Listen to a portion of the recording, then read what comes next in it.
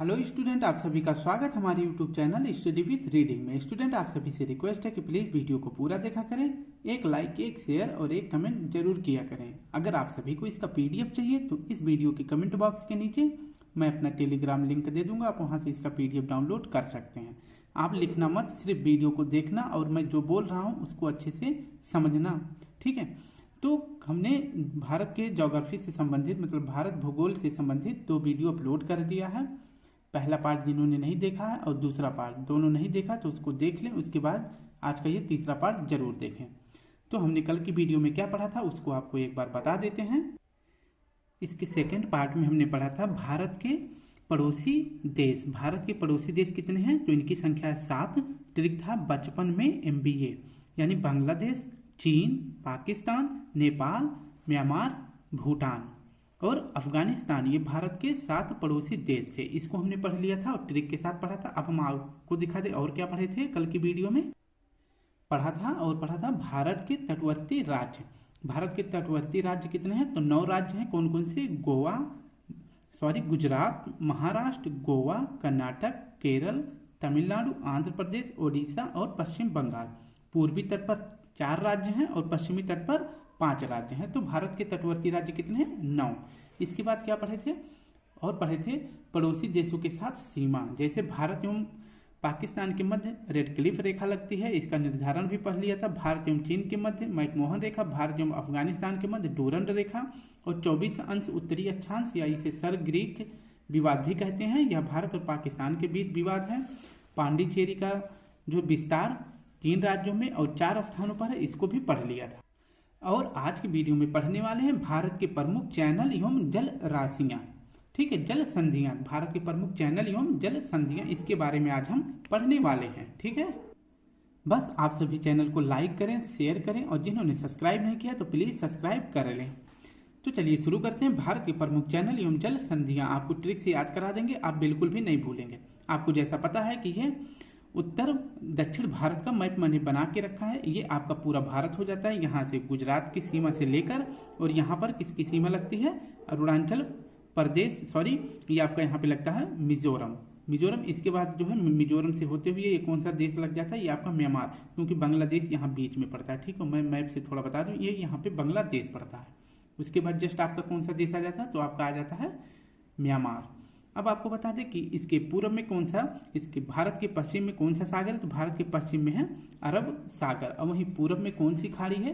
तो भारत के पूर्व में है बंगाल की खाड़ी, ठीक है। जबकि यहाँ पे है, बट मैंने यहाँ पे लिख रखा है, तो यहाँ पे आपको बताने के लिए यहाँ पे बंगाल की खाड़ी और यहाँ पे अरब सागर स्थित है। तो भारत के मैप में अब आपको देखना है कि भारत के जो प्रमुख चैनल एवं जल संधि है, मतलब जोड़ने का कार्य कौन सी जल संधि या अलग किसके माध्यम से होते हैं, इन सभी के बारे में पढ़ने वाले हैं। तो चलिए शुरू करते हैं स्टूडेंट। भारत के तट पर, भारत के पश्चिमी तट पर एक द्वीप है, ठीक है। इस द्वीप का क्या नाम है? सालसेट द्वीप। सालसेट द्वीप पर भारत की सबसे ज्यादा आबादी निवास करती है, या किसी भी द्वीप पर सबसे ज्यादा आबादी रहने वाली मतलब बसने वाली कौन सी द्वीप है? तो वह सालसेट द्वीप है। और यह सालसेट द्वीप जो है किस राज्य में आता है? तो महाराष्ट्र, यानी इस पर जो है महाराष्ट्र के अंतर्गत आता है। और इस द्वीप पर कौन सा शहर बसा है महाराष्ट्र का? तो मुंबई बसा है, ठीक है। MUM, ठीक है। तो यह मुंबई बसा है। मुंबई एक ऐसा द्वीप है जिस पर सबसे ज्यादा जनसंख्या निवास करती है। तो सालसेट द्वीप पर मुंबई शहर बसा है। अब देखते हैं, यहाँ पे मैंने मैप बना के रखा है। ये आपका हो जाता है लक्षद्वीप, क्योंकि आपको पता है कि भारत के अरब सागर में, यानी भारत के पश्चिम में अरब सागर में लक्षद्वीप स्थित है। और यहाँ पे मिनिकॉय, मालदीव, ये इतने द्वीप स्थित हैं। भारत का अधिकार लक्षद्वीप पर और मिनिकॉय पर है। और मालदीव एक देश है। मालदीव क्या है? एक देश है, ठीक है। इसको आप याद रखेंगे। अब पूर्व में आपको दिखा दें, पूर्व में म्यांमार से होते हुए जो चोटी आती है, जो हिमालय पर्वत की श्रेणियां हैं, उत्तर में से लेकर ये म्यांमार से होते हुए, और इसके बाद इसका विस्तार जो है कहाँ पाया जाता है? अरब सागर में भी, बंगाल की खाड़ी में भी पाया जाता है। इन चोटियों का विस्तार पाया जाता है। लेकिन अब पानी की मात्रा जो है ग्लोबल वार्मिंग की वजह से पानी की मात्रा जो है ये बढ़ रही है, तो जिससे बहुत सारे जो द्वीप थे वो डूब गए हैं। नहीं तो ये एक में मिला हुआ ऐसे आपको पूरा दिख जाता। लेकिन अब बीच बीच में पानी हो जाने के कारण जो है जो ऊंचा उठा हुआ भाग था वो द्वीप की भांति हमको अब दिखाई देता है। ठीक है, तो ये भारत के द्वीप हैं, जिन्हें कौन सा द्वीप कहते हैं, तो इसे कहते हैं अंडमान निकोबार द्वीप समूह। ये पूरे का अंडमान निकोबार द्वीप समूह है। और एक द्वीप है म्यांमार का, एक छोटा सा द्वीप है कोको द्वीप। ठीक है, इस पर जो है विवाद बना हुआ है भारत और किसके बीच, म्यांमार के बीच। भारत कह रहा हमारा है और म्यांमार कहता है नहीं हमारा। तो अधिकतर अभी तक इस पर जो है दावा कौन कर रहा है, म्यांमार। भारत इस पर जोर भी नहीं दे रहा है क्योंकि ये इसका बहुत ही कम मात्रा में दिखाई दे रहा है, क्योंकि अधिकतर तो ये डूब ही चुका है। 2004 में जो सुनामी आई थी उसके मतलब प्रभाव से जो है ये अधिकतर डूब ही गया है। अब देखते हैं कि जो है अंडमान निकोबार द्वीप समूह में कितने टोटल द्वीप हैं। पहले आपको एक एक सा नाम दिखा दें। ये वाला कोको द्वीप हो जाता है। आप ध्यान से देखिए, क्योंकि हमारे पास तो डिजिटल बोर्ड है नहीं कि हम आपको अच्छे से जूम करके दिखा सकते हैं, बट आपको इतना दिखाएंगे, आप अगर ध्यान से समझेंगे और सुनेंगे तो आपको याद हो जाएगा। ये भारत का जो अंडमान निकोबार द्वीप समूह का ये पूरा पार्ट है। मतलब कितने बिंदु हैं, 1 2 3 4 5 6 7, ये 7 बिंदु को मिला के क्या बोलते हैं, अंडमान निकोबार द्वीप समूह। तो इसका सबसे उत्तरी भाग, अंडमान निकोबार द्वीप समूह का सबसे उत्तरी भाग, और क्या इसे क्या कहते हैं, तो इसे कहते हैं, आप ध्यान से देखना स्टूडेंट। ठीक है, एक बार बस यही सबसे ज़्यादा मतलब छोटा सा वीडियो बनाएगा, मतलब छोटे छोटे पॉइंट इसमें है, इसलिए आपको बड़ा ध्यान से देखना है। तो जो सबसे उत्तरी बिंदु है अंडमान निकोबार का, ये सबसे उत्तरी द्वीप है, इसे क्या कहते हैं, तो इसे उत्तरी अंडमान कहते हैं। उसके नीचे वाला जो द्वीप है ये है, इसे क्या कहते हैं, इसे मध्य अंडमान कहते हैं। और इसके जो मध्य अंडमान के नीचे कौन सा द्वीप है, तो ये है दक्षिणी अंडमान। अब कहेंगे आप तो बता रहे उत्तरी, हाँ ये उत्तरी, ये मध्य, ये दक्षिणी, इन तीनों में। क्योंकि अंडमान का कहाँ तक विस्तार है, देखो मैंने इन 4 के लास्ट में अंडमान लिख रखा है, ध्यान से देखना। और इन 3 के बाद में क्या लिख रखा है, निकोबार। तो इनका विभाजन यहाँ से होता है। मतलब इधर ऊपर के जो है 4 जो द्वीप हैं ये क्या कहलाएंगे, ये अंडमान कहलाएंगे, और इसके नीचे जो बचेंगे वो निकोबार कहलाएंगे। इसीलिए तो इनमें जो है ये सबसे उत्तरी हो जाएगा, ये मध्य अंडमान हो जाएगा, ये दक्षिणी हो जाएगा, और ये छोटा वाला लघु अंडमान हो जाएगा। मैं इसको एरो से सबको इंडिकेट कर रहा हूँ, बस आप ध्यान से देखना।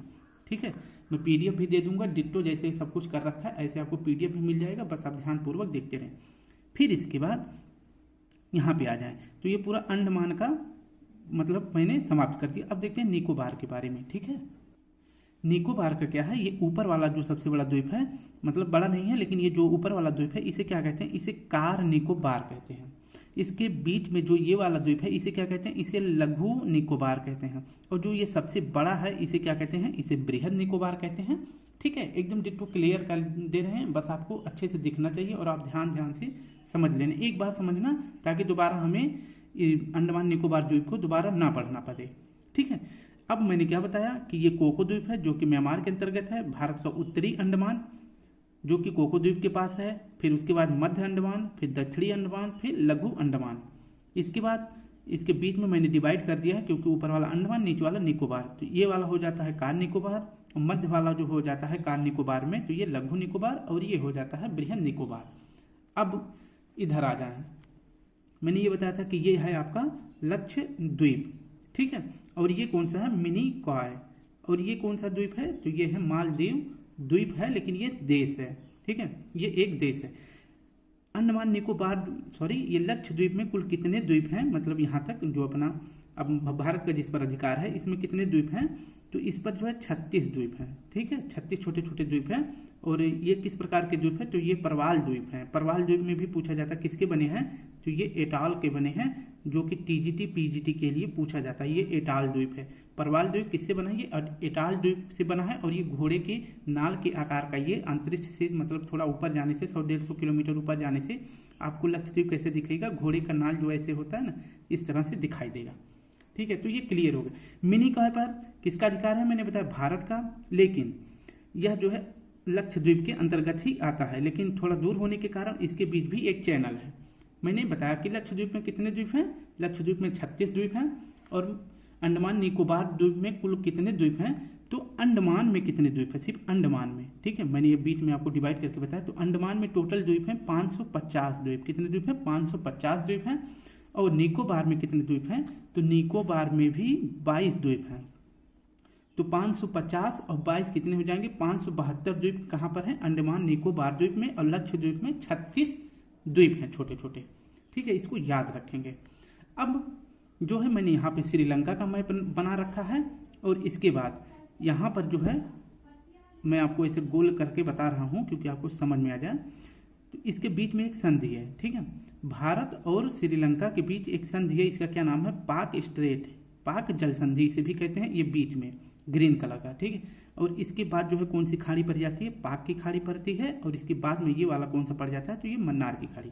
पाक की खाड़ी और मन्नार की खाड़ी को अलग कौन सा जल संधि करता है, तो पाक स्ट्रेट यानी पाक जल संधि अलग करता है। और जोड़ता किसे है, पाक स्ट्रेट श्रीलंका को भारत से जोड़ता है, किस राज्य को, भारत के तमिलनाडु को जोड़ता है। डिट्टो क्लियर ना, ओके। अब नेक्स्ट देखते हैं, अब आपको इन सभी द्वीपों के बारे में जो चैनल स्थित हैं उनके बारे में बताने वाले हैं। मैंने बताया उत्तरी कोको द्वीप और उत्तरी अंडमान को अलग कौन करता है, तो कौन सा चैनल अलग करता है, तो यह करता है कोको स्ट्रेट। कोको द्वीप को उत्तरी अंडमान से अलग करता है कोको स्ट्रेट, ठीक है। मेन पॉइंट से बता रहे हैं कि अलग तो ये भी करता है, लेकिन इतना मतलब गहन आपसे क्वेश्चन नहीं पूछेगा। टीजीटी पीजीटी में पूछता है बट इतना भी गहरा नहीं पूछेगा वहाँ भी। तो कोको स्ट्रेट किसको अलग करता है, तो कोको द्वीप को उत्तरी अंडमान से। इसके बाद यहाँ पर आप डायरेक्ट आ जाएं क्योंकि अब बीच में कोई नहीं लगा है, ठीक है। तो दक्षिणी अंडमान को लघु अंडमान से अलग कौन करता है, तो डुंकन पास। डुंकन पास जो है दक्षिणी डा से डुक्कन, डा से दक्षिणी अंडमान, अभी हम ट्रिक से भी याद करा देंगे, बस आप देखते रहें। तो दक्षिणी अंडमान को लघु अंडमान से कौन अलग करता है, तो डुंकन पास करता है। और वहीं पूरे अंडमान को निकोबार से अलग कौन करता है, तो यह करता है 10 डिग्री चैनल, ठीक है। 10 डिग्री चैनल अंडमान को निकोबार से अलग करता है। अगर थोड़ा और डीपली पूछेगा तो पूछेगा लघु अंडमान को कार निकोबार से कौन सा चैनल अलग करता है, तो 10 डिग्री चैनल अलग करता है, ठीक है। नेक्स्ट हो जाता है कार निकोबार से और लघु निकोबार के मध्य कौन सा स्ट्रेट यानी जल संधि स्थित है, तो यह सिम्ब्रेरो स्ट्रेट स्थित है, कार निकोबार और लघु निकोबार के मध्य, ठीक है। ये इतना क्लियर हो गया। अब आपको बता देते हैं इधर कौन कौन से चैनल किसको अलग करते हैं। तो मालदीव को मिनी काय से कौन सा अलग करता है, तो यह 8 डिग्री चैनल अलग करता है। मालदीव को मिनी काय से अलग करता है 8 डिग्री चैनल, और मिनी काय को लक्षद्वीप से कौन अलग करता है, 9 डिग्री चैनल, ठीक है, याद हो गया होगा। अब नेक्स्ट दिखा देते हैं कि कभी कभी पूछा जाता है कि उत्तरी मतलब अंडमान का सबसे ऊंची पीक कौन सी है यानी चोटी कौन सी है, इसको भी बता देते हैं और कहाँ पर स्थित है। अब आप देखें जो ये उत्तरी अंडमान है इस पर पूरे अंडमान निकोबार द्वीप समूह का सबसे ऊंचा चोटी स्थित है, ठीक है, सबसे ऊंची चोटी स्थित है जिसका क्या नाम है, सैंडल पीक चोटी या पूरे अंडमान का सबसे ऊंचा, अंडमान और निकोबार द्वीप का सबसे ऊंचा चोटी है, ठीक है। अगर पूछे किस पर स्थित है, अंडमान पर या निकोबार पर, तो आप जवाब देंगे अंडमान पर। और गहरा पूछेगा तो किस अंडमान पर, तब उत्तरी अंडमान पर। कैसे याद करेंगे, जब कोई लड़की को परेशान करता है लड़का तो लड़की क्या बोलती है, उतारूं सैंडल, मतलब उत्तर सैंडल, मतलब क्या हो जाएगा, कुछ समझ में आ रहा है ना क्या बन रहा है, उत्तरी सैंडल मतलब उतारूं सैंडल, क्या बोलते हैं, उतारूं सैंडल, एक सैंडल मारूं क्या तुझे, परेशान कर रहे हो, तो ऐसे याद कर लेना, ठीक है। किसी को बुरा ना लगे बट ये ट्रिक है, बस याद हो जाए आप सभी को, मैं यही चाहता हूँ। तो किस पर है, सैंडल पीक किस पर स्थित है, उत्तरी अंडमान पर। सैंडल लड़कियां उतारती हैं, तो ऐसे आप याद कर लेना। या पूरे अंडमान की सबसे ऊंची चोटी सैंडल पीक है, कितनी ऊंची है, तो 732 मीटर। नेक्स्ट पॉइंट हो जाता है, और अगर पूछे आपसे कि अंडमान निकोबार द्वीप समूह का जो राजधानी है पोर्ट ब्लेयर वो किस पर स्थित है, तो यह स्थित है मध्य दक्षिणी अंडमान पर। ये देखें आप, कैपिटल सी फॉर कैपिटल, दक्षिणी अंडमान पर अंडमान निकोबार द्वीप समूह की राजधानी स्थित है जिसका क्या नाम है, पोर्ट ब्लेयर इसका नाम है, याद हो जाएगा। पेन चेंज कर देते हैं स्टूडेंट, नहीं तो आपको थोड़ा सा कंफ्यूजन होगा। एक सेकंड, कहाँ रह गया, हाँ ब्लैक पेन ले रहे हैं। तो दक्षिणी अंडमान पर पोर्ट ब्लेयर स्थित है। इसके बाद आ जाते हैं, मैंने बताया था डुक्कन, अब हम कंफ्यूज नहीं करेंगे, जितना पढ़ाएं उतना बार बार रिपीट कर देंगे तो आप भूल जाएंगे। फिर इसके बाद आ जाते हैं कि अगर कार निकोबार में पूछे सबसे ऊंची चोटी कौन सी है, तो कार निकोबार में सबसे ऊंची चोटी है माउंट धुलियार यह सबसे ऊंची चोटी है। किस द्वीप पर, तो यह है बृहद निकोबार द्वीप पर यह कार निकोबार की सबसे ऊंची चोटी है। मतलब इन तीनों में सबसे ऊंची चोटी माउंट धुलियार है। इसकी कितनी ऊंचाई है, तो 632 मीटर सबसे ऊंची चोटी अंडमान निकोबार द्वीप समूह की हो जाएगी सैंडल पीक, और पूरे अंडमान की दूसरी सबसे बड़ी चोटी हो जाएगी माउंट धुलियार। इसको आप याद कर लेंगे। मैंने आपको बताया था क्या था, थोड़ा सा पीछे रिवाइज कर दें, थोड़ा सा आपको कंफ्यूजन ना हो।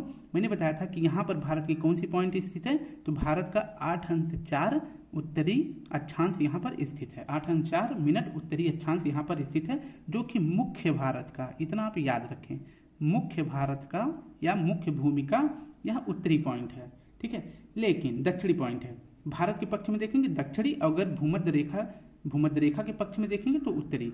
तो भारत का मुख्य भूमि की जो है दूरी कहाँ पर है, 8°4 पर। लेकिन यहाँ पर पूछा जाता है कि भारत का, आपने सुना होगा कि इंदिरा पॉइंट कहाँ पे स्थित है, I for Indira, P for point, ठीक है।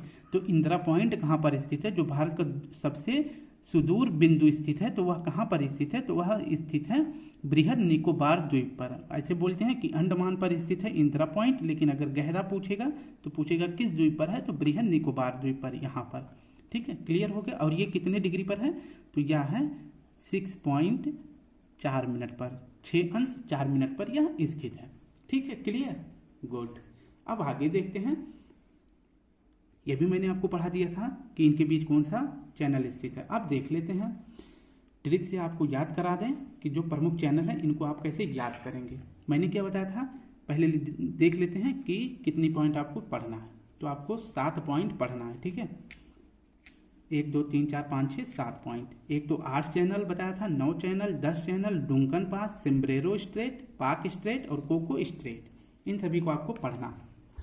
अब देखते हैं कि 8 डिग्री चैनल किसको अलग करता है, मालदीव को मिनिकॉय से। अब 8 कैसे याद करेंगे, 8 चैनल मालदीव को मिनिकॉय से कैसे अलग करता है, और मिनिकॉय पर किसका अधिकार है, लक्षद्वीप का।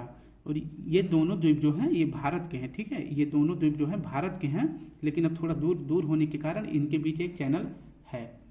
तो अब याद कैसे करेंगे कि 8 डिग्री चैनल किसके बीच में स्थित है। आप 8 कैसे लिखते हैं, अगर हम बोले कि यम, आप एक यम आप सीधा बनाएंगे, ठीक है, एक यम आप सीधा बनाएंगे और दूसरा यम आप उल्टा बना देंगे, ठीक है।